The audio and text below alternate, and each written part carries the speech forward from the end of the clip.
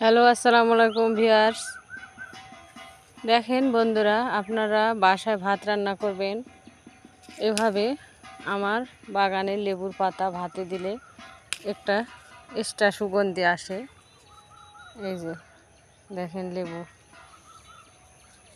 এই লেবুর পাতা ভাতে আপনারা 2টা বা 3টা ছেড়ে দিবেন, তাহলে একটা সুগন্ধি গন্ধ আসবে। এতে ভাত আপনারা প্রচুর পরিমাণে খাবেন। আমার বাগান দেখেন,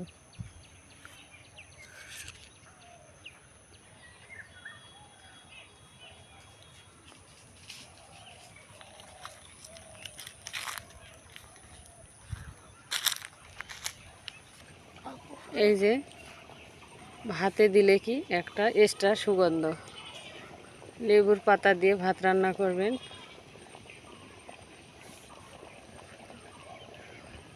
সুগন্ধি হবে এবং এক্সট্রা টেস্ট ভাতে। এই যে দেখেন,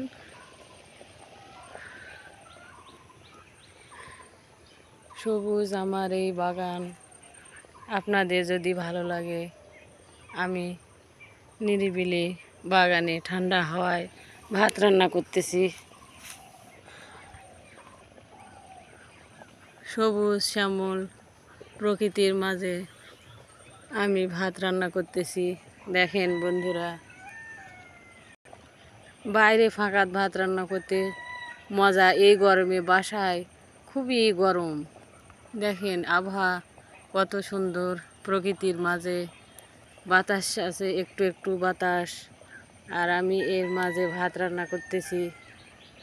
বাইরে খোলা হাওয়া, দেখেন মাঝে মাঝে মোরগ ডাকতেছে,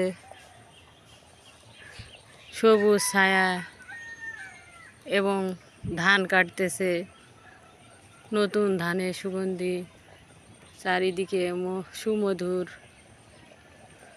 আমার ভাত একটু একটু করে হওয়ার পথে। আপনারা লেবু পাতা দিবেন, এতে ভাতের গন্ধ আরও সুগন্ধি হতে পারে।